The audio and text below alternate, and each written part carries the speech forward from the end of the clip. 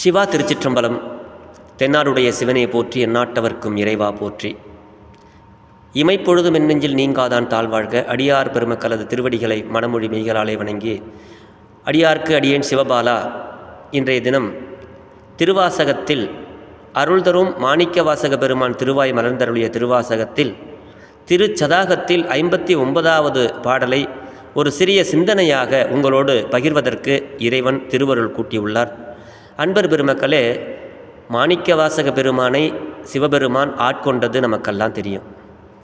அப்படி ஆட்கொண்ட பிறகு அவர்கிட்ட தன்னை முழுமையாக சரணாகதி அடைந்து, சாமி, என்னுடைய தலைவனே, என்னை நீ விட்டுருவியா? அப்படி விட்டால் என்னை யார் காப்பாற்றுறது? அப்படிங்கிறத தன்னை முழுமையாக அவர்கிட்ட கேட்குறார். எப்படி? இந்த பாடலில் முதல்ல நம்ம பொருளை சிந்திச்சிடும். சிவபெருமானே, நீ என்னை ஆட்கொண்ட தேவரீர். அப்படி ஆட்கொண்ட பிறகு புறம் போகவிட்டால், அதாவது உன்னை விட்டுட்டு நான் வேறு எங்கேயாவது பொன் மீதோ பொருள் மீதோ மண் மீது மங்கை மீது ஏதாவது ஆசைப்பட்டேன்னா அப்படி என்னை போக விட்டுருவியா? அப்படி போக விட்டால் நான் எங்கே சாமி போவேன்? அடைக்கலம் எனக்கு யார் சாமி தருவா? உன்னை தவிர. நீ தானே எனக்கு அடைக்கலம் தரணும், நீ தானே என்னை ஆட்கொண்ட.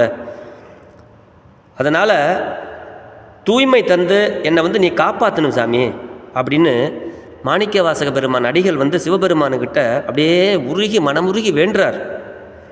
பெருமானே, நீ யார் தெரியுமா? நீயோ உன்னை வேற யாராலையும் அறிந்து கொள்ள முடியாத இறைவன். நீயோ தம்மை பிறரால் அறிய ஒண்ணாத தலைவன். இந்த பாடலில் அதுதான் ஃபஸ்ட்டு வரி. ஆனால் நான் எப்படிப்பட்டவன் தெரியுமா? பொல்லாத நாயை விட இழிந்தவன். ஆனால் நீ என்ன பண்ண? என்னை நீ ஆட்கொண்டாய், ஆண்டு கொண்டு இருக்கிறாய். அப்படி ஆண்டு கொண்ட பிறகு என்னை விட்டுட்டீன்னா என்னை யார் பார்ப்பார்கள்? யார் என்னை காப்பார்கள்? இல்லை, நான் என்ன தான் செய்வேன்? எங்கே தான் சாமி போவேன்?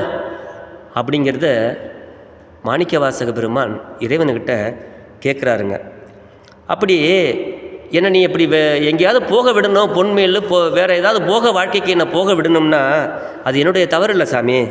என்னை ஆள்வதற்கு முன் என்னுடைய குறைகளை, என்னுடைய புண்மை கண்டு நீயாவே அப்பயே என்னை விட்டு விலகி இருக்கணும், என்னை விட்டுருக்கணும்.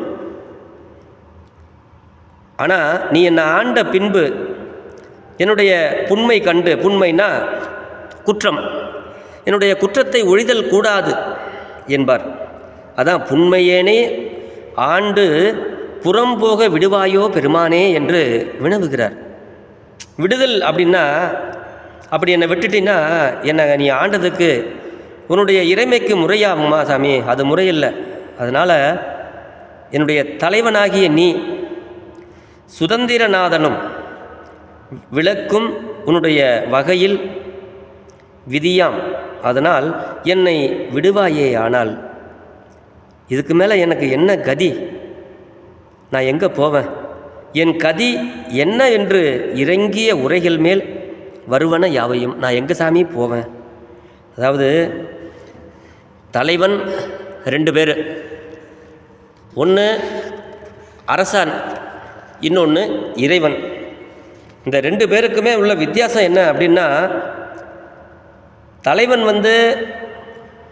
இந்த குடிமக்களுடைய நலனை நீக்கும் தலைவன், அவன் அரசன்.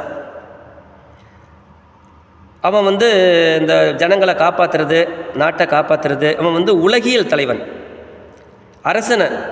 ஆனால் நம்மளுடைய உயிர்கள் எல்லாம் இருக்கு இல்லையா, அந்த உயிர் அனுபவத்தில் தலைவன் என்பது இறைவனை தான் குறிக்கும், இறைவனை தான் உணர்த்தும். அப்படி உலகியல் தலைவர்கள் அனைவராலும் உணரப்பட்டவர்கள். நமக்கு உலகியலில் இருக்கிற தலைவர்கள் எல்லாமே நமக்கு தெரியும். என்ன சொல்லுவாங்க, என்ன செய்வாங்க அப்படிங்கிறது எல்லாமே நமக்கு தெரியும். அவங்களுடைய தன்மை நம்ம சீக்கிரம் தெரிஞ்சுக்கலாம். அப்படி ஆனால் இறைவனுடைய தன்மைகளை யாராலும் அறிய முடியாது. அந்த ஆற்றல் இல்லாதவராய் இருப்பவர்தான் இறைவன். உயிர் தலைவனாகிய இறைவனோ இப்படியான், இப்படிப்பட்டவன், இந்த வண்ணத்தான், இவன் இப்படி தான் அப்படின்னு யாராலும் அறியப்பெறாதவனாகிய இறைவன். எல்லோரையும் எல்லாவற்றையும் இருந்த நிலையிலே ஒரு சேர அறியும் பேராற்றல் உடையவனாகிய விளங்குபவன் தான் இறைவன். அதனால தான் தம்மை பிறரால் அறியாத தலைவா அப்படின்னு சொல்லி மாணிக்கவாசக பெருமான் இறைவனை போற்றுகிறார். பொல்லாத நாயன்னு தன்னை இழிவுபடுத்துகிறாருங்க. பிறப்பினாலேயே இழிந்த நாயேனை தன்மையோடு அதனிடம் உள்ள நன்றி அறிதல் குணமும் இல்லாத இழியன். நன்றியை கூட நாய் நன்றியை உணர்த்தும், வாலாட்டும். ஆனால் அதில் கூட என்னை சேர்த்துக்க முடியாதவன் நான். அப்படிப்பட்ட என்ன நீ ஆண்டு கொண்டாய், நீ என்னை போன்னு சொன்னால் நான் எங்கே போவேன் அப்படிங்கிறது தான் இந்த பாட்டில் நம்ம என்ன சொல்கிறாரு சுவாமி கருத்துன்னா, என்னை ஆட்கொண்ட பிறகு நீ என்னை எங்கேயும் விடக்கூடாது சாமி, நீ தான் என்னை காப்பாற்றணும். நான் எங்கே போவேன்? என் தந்தையாகிய நீ, என்னுடைய உயிருக்கு தலைவனாகிய நீ, யாராலையும் உன்னை அறிய முடியாது. அப்படிப்பட்ட நீ காப்பாற்றணும் சாமி, நான் எங்கே போவேன் அப்படிங்கன்னு சுவாமி முழுமையாக சரணாகதி அடைகிறார். அதுதான் இந்த பாடல். இந்த பாடலை சிறிதமாக நம்ம சிந்திப்போமா? திருச்சிற்றம்பலம். தன்மை பிறரால் அறியாத தலைவா பொல்லா நாயான புன்மை ஏனை ஆண்ட ஐயா புறமே போக விடுவாயோ என்னை நோக்குவார் யாரோ என்னை நோக்குவார் யாரே என்னான் செய்கேன் எம்பெருமான் பொன்னே திகழும் திருமேனி எந்தாயங்கு புகுவேனோ எந்தாயங்கு புகுவேனோ. திருச்சிற்றம்பலம். இந்த பாடலுக்கு விளக்க உரை நம்ம சிந்திச்சிட்டோம். பொழிப்புரை அப்படின்னு பார்த்தா இறைவனுடைய தன்மையை, அதாவது தம்முடைய தன்மையை பிற தேவர்கள் யாராலும் அறியப்படாத இறைவனே, அதான் தம்மை பிறரால் அறிய ஒண்ணா என்னுடைய தலைவனே அப்படிங்கிறாரு. பொல்லாத நாய் போன்ற சிறுமையை உடைய என்னை அடிமையாக ஆண்டு கொண்ட ஐயா அப்படிங்கிறாரு. பொல்லா நாயான புன்மையேனை ஆண்ட ஐயா அப்படிங்கிறாரு. அப்புறம் புறமே போக விடுவாயோ அப்படிங்கிறாரு. புறத்தே செல்ல விட்டு விடுவாயோ, அப்படி அங்கனம் நீ விட்டொழிந்தால் என்னை நோக்குவார் யார் அப்படிங்கிறார். விட்டொழிந்தால் அடியேனை கண்காணிப்பார் யார்? நான் என்ன செய்கேன்? என் பெருமானே, பொன் போல விளங்கும் திருமேனி உடையவனே, வேறு எங்கு அடைக்கலம் புகுவேன் என்றவாறு இந்த திருப்பாட்டில் ஆட்கொண்ட தேவரிரை என்னை புறம் போகவிட்டால் நான் எங்கு புகுவேன்? அடைக்கலம் யார்? அதனால் தூய்மை தந்து என்னை காப்பாற்ற வேண்டும் என்று அடிகள் பெருமானிடம் விண்ணப்பிக்கிறார், வேண்டுகிறார், சரணாகதி அடைகிறார். இதான் இந்த பாடலுடைய பொருள். திருச்சிற்றம்பலம். மீண்டும் ஒரு நல்ல இறை சிந்தனையில் சிந்திப்போம். திருச்சிற்றம்பலம்.